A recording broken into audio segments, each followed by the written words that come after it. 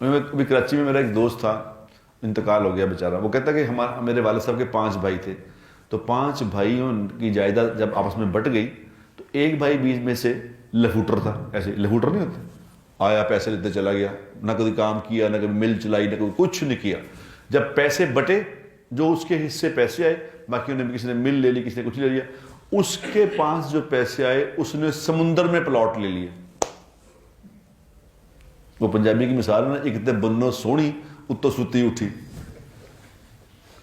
ایک تو کام کوئی نہیں کرتا، اوپر سے پلاٹ بھی سمندر میں لے لیے. ابھی وہ سمندر ہے وہاں. انہوں نے کہا ہے کہ چانس ہے کہ یہاں شاید سمندر خشک ہو جائے گا تو پلاٹ بنیں گے. وہ پلاٹ خرید لیے اس نے. تو اس نے، میرے دوست نے بتایا، اس نے کہا 5 سال کے بعد سارے جو ملیں چلا رہے تھے، جو انہوں نے کاروبار لے لیا تھا، سب نے حساب کیا، سارے لوگوں نے مل کے اتنے پیسے نہیں کمائے جتنے سے اکیلے نے کما لیے. لا الہ الا اللہ. روزی دینے والی، مال دینے والی چلتے ذات اللہ کی ہے. یہ ساری کائنات میں روزی کا نظام اللہ کے ہاتھ میں ہے، کسی کے ہاتھ میں نہیں. روزانہ لوگ دیکھ رہے ہیں اس بات کو، نہیں دیکھ رہے؟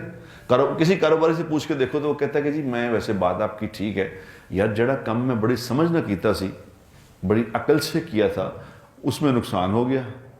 اور جو ایسے چلتے چلتے کوئی راستے میں کام آیا تو ایک دم اس میں کروڑوں روپے بچ گیا. تو یہ اس کا مطلب ہے کہ کوئی ہے جو روزی کا نظام چلاتا ہے.